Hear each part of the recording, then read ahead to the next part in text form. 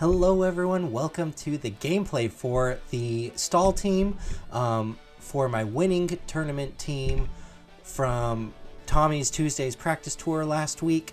I just got back from the Thanksgiving holidays and am recording this video to give you the gameplay that I have promised. And so what happened is my first 4 rounds, I didn't record my battles.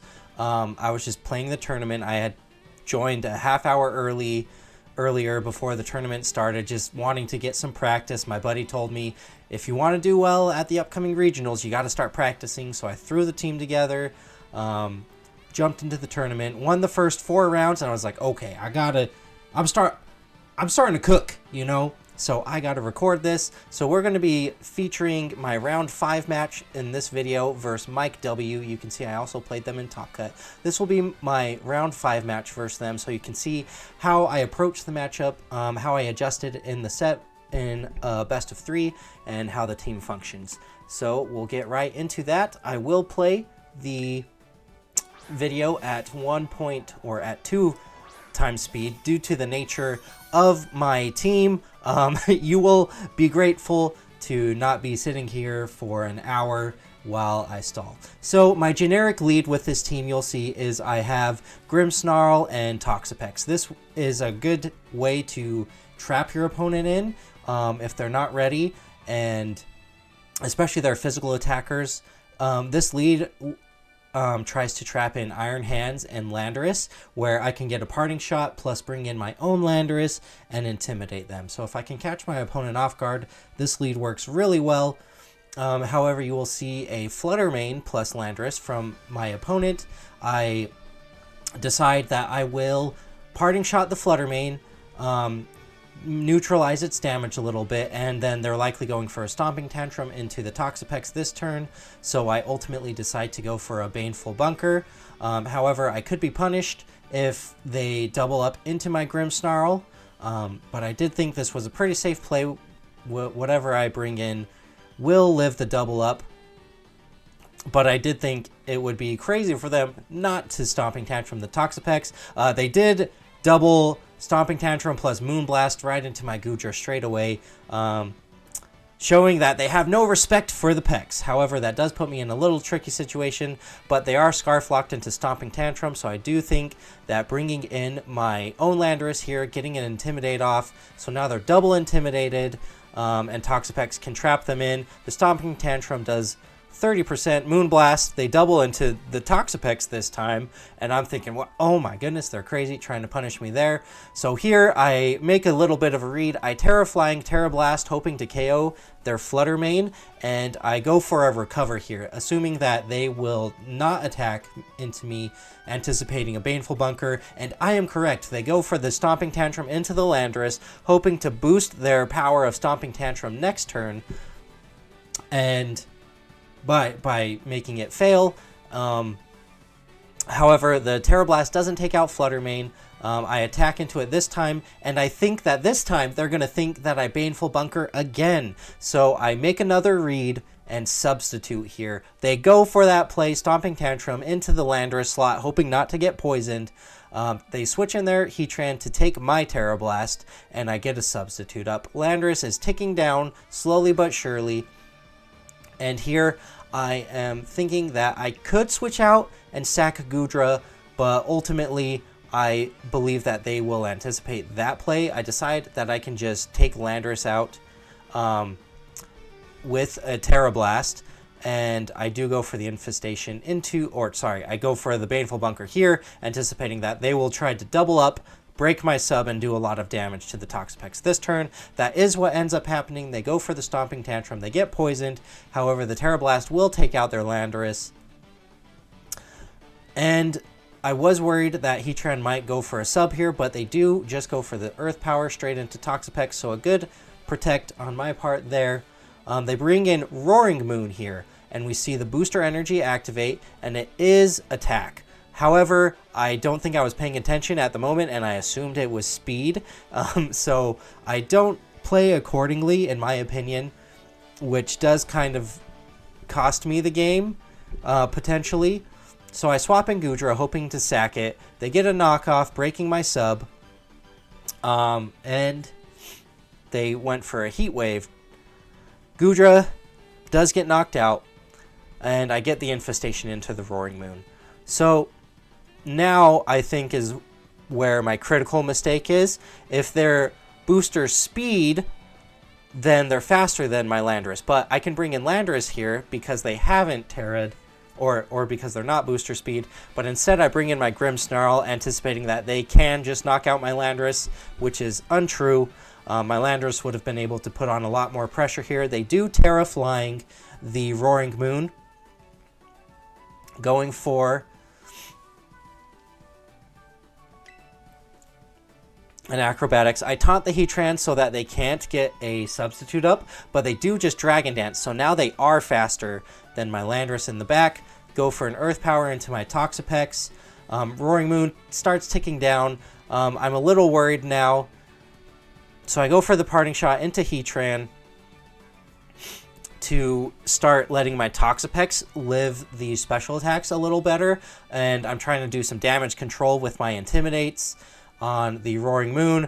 The knockoff on the Binding Band does a lot of damage. Heat Wave, I still survive on both, but I get burned with my Landorus, and the Infestation just won't be doing enough with my Binding Band knocked off. The Landorus is ticking down to burn. It's looking pretty hopeless at this point. But I do decide I can try to get as much information as possible. Go for the Stomping Tantrum in case they mess up. Swap in my Toxapex, get some Regenerator health. That might give me just enough to survive. But they do take out Landorus, not allowing me to get the damage off into Heatran. And the Heatran shakes off its taunt. Again, just trying to do as much damage control, catch them slipping, but it is pretty lost at this point. We're playing from pretty far behind. So I'm starting to think of my Game 2 plans.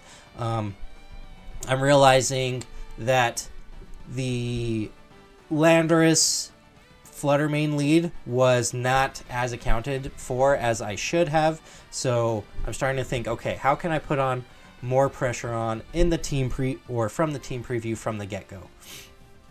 So I lose game 1, and that is something to note. I did lose a lot of game 1s or game 2s throughout the course of this tournament. Almost every game went to game 3. Again, showing the power of my opponents, but also you'll see it shows the power that conditioning with this team can do. You notice I swap in and out quite a bit, which ends up working in your favor when you're getting into those game 3 scenarios, and they're like, oh, he has to swap out here, so I'm going to make the read. And I, a lot of times, was able to catch my opponent trying to make creative reads. So they do go for the Flutter Mane and the Landorus lead. So I lead my own Landorus this time because I saw that my Terra Blast didn't quite knock out the Flutter Mane. So I am thinking if I can get a little bit of chip on the Flutter Mane, then they can be in range of a flying Terra Blast later on in the game. So I do decide to, I believe, go for the Rock Slide. Yep, and a Parting Shot into Flutter Mane, just start mitigating that damage output. Landorus has been intimidated, so its damage output isn't great as well. Toxapex can come in here, sponge some hits, potentially get a regen out. So they do Stomping Tantrum. I get my Rock Slide, and I flinch the Flutter Mane. So even better at mitigating that damage. And I decide to go straight for the Infestation into Landorus here. The Flutter Mane does withdraw, being at -1, into their Landorus. And they go for another Stomping Tantrum into my Toxapex. I Rock Slide just for some chip damage, get an Infestation into the Landorus. And it is now trapped in at -1.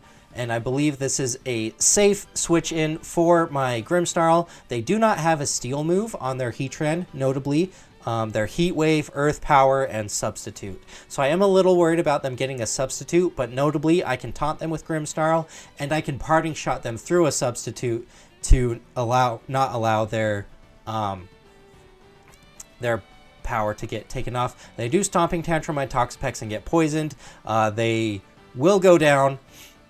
So here I'm thinking to do a pretty tricky play.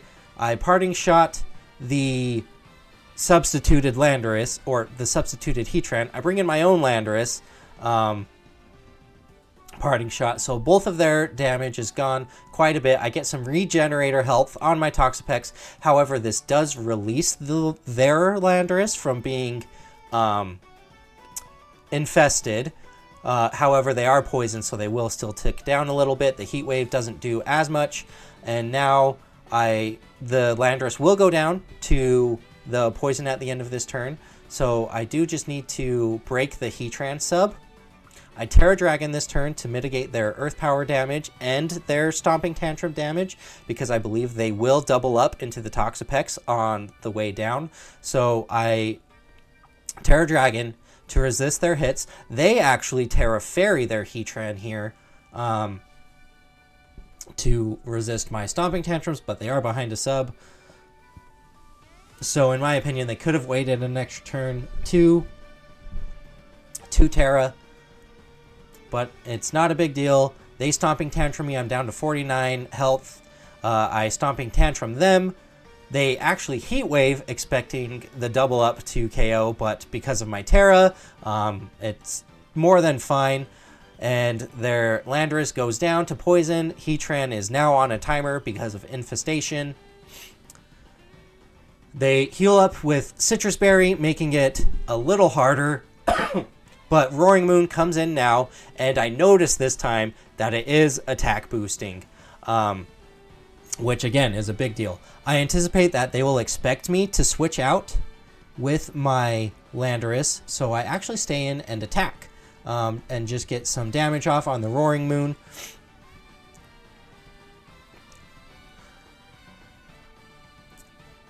And so they do Dragon Dance, anticipating me to switch out and try to get a Intimidate on later, and I live the Earth Power, and I get a huge recover off. However, I do get a special defense drop from the Earth Power, which is annoying, but it should allow me enough to survive. I double up into the Roaring Moon this turn, knowing they can only knock out one of my guys. They do knock out Landorus.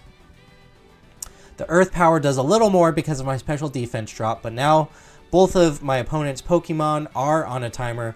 They're hit by the infestation. I can Baneful Bunker next turn, and the Roaring Moon will go down. And so I can bring in Grimmsnarl here.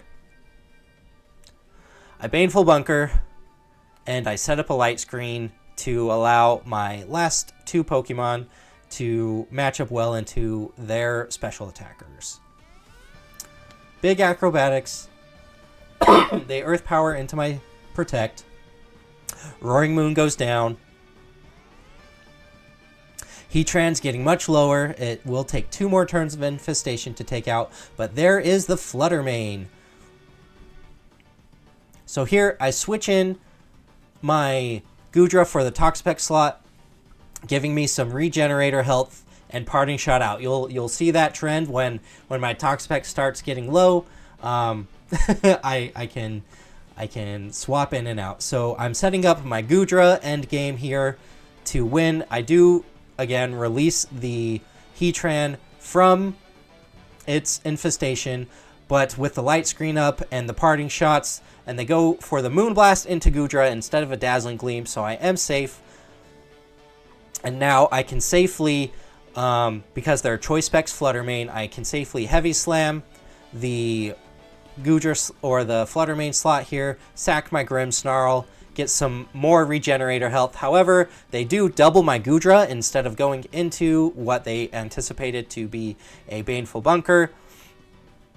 But this just allows me to taunt the Heatran so that they can no longer sub, but they're already low enough that it doesn't matter. They can no longer sub, but I do taunt them just to seal up the end game. In case they crit me there, then I could Spirit Break plus Infestation them next turn without any worries. And we win game 2. So we're going into a game 3. It started working out well. And like I said in the team preview before, we are conditioning them quite a bit with our switches, with our taunts, with our not switching with Landorus, as they likely expected me to do.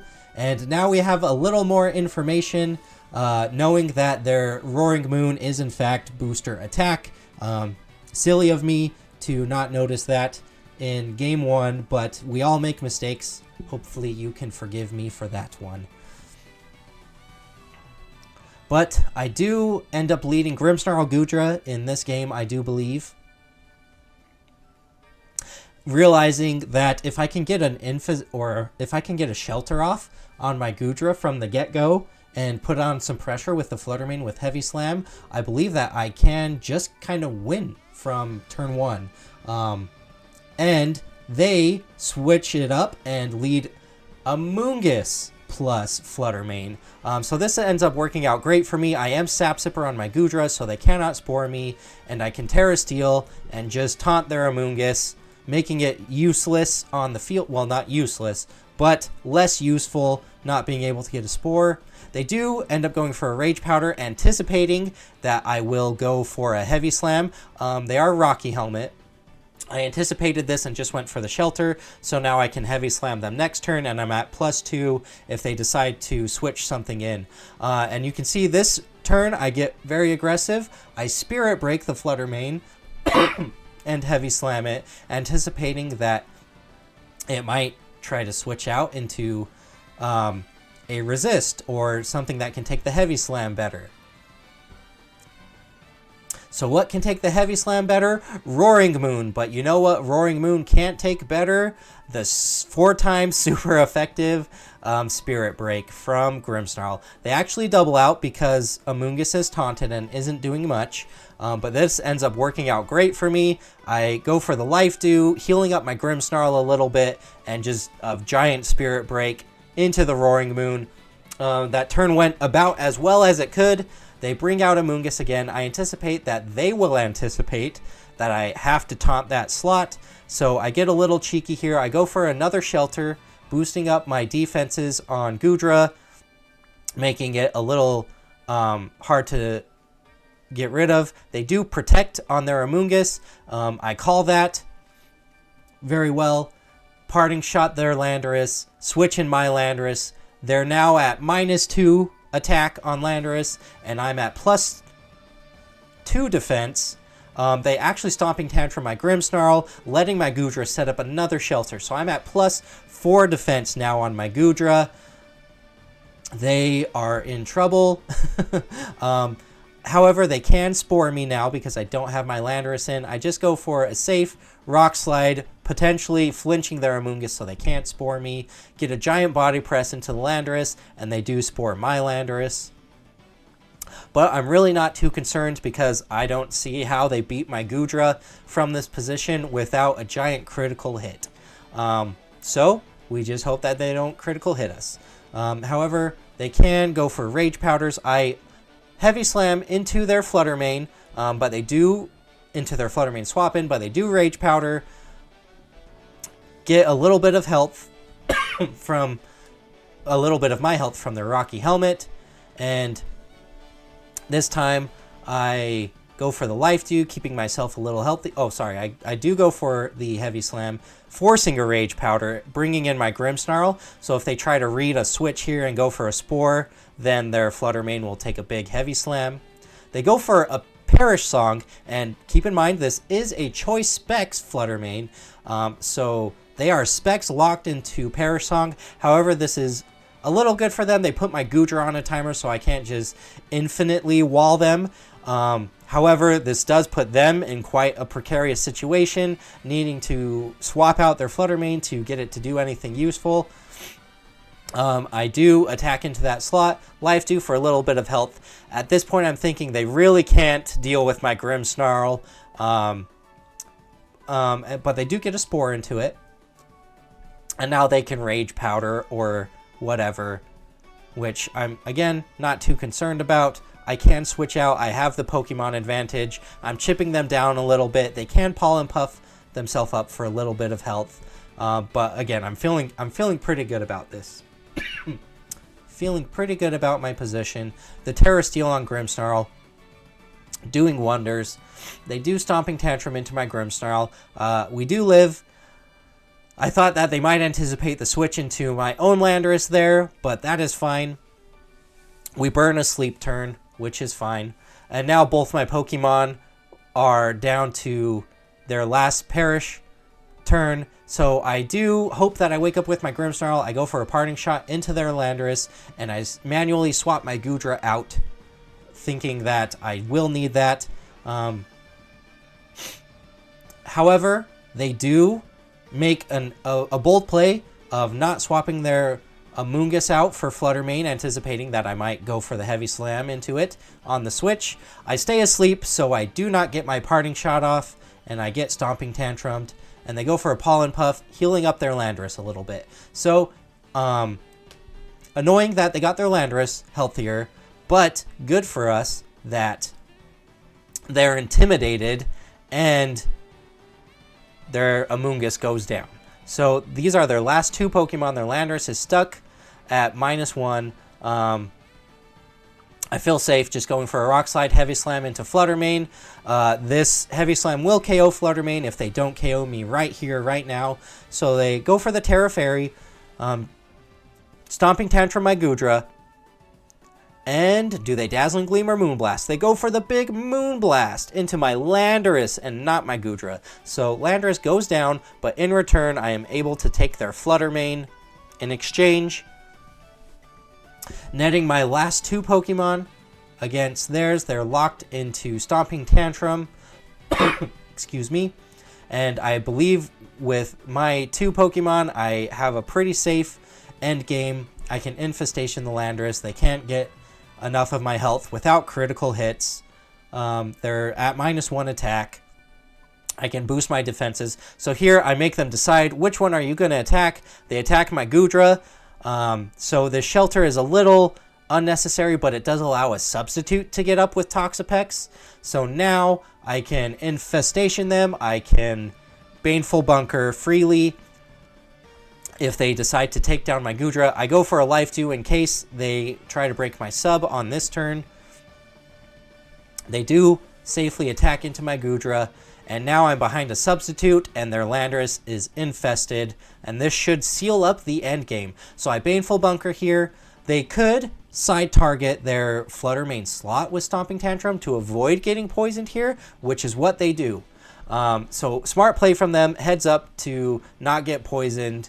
However, this does just allow me to substitute again on this turn, as they will break my sub with Stomping Tantrum, and they will still get ticked down with the Infestation. And now I can make a little bit of a read if they're going to side target their Flutter Mane to not get poisoned. However, they will go down to one more Infestation tick, so it is smart to just go for the Baneful Bunker here, safe play. And this time they do Stomping Tantrum into the slot, get poisoned, and they will go down this turn to my stall Toxapex. So here it is. You see the strategy. My first opponent, my first victim that was recorded. GG's to Mike. Honestly, they played really well. They got the game one off of me. And I think the critical mistake for game 3 was not bringing Heatran and bringing their Amoonguss instead. Because Heatran, they needed that special attack damage for my Goodra in order to not let that get too crazy. But again, GG's to Mike.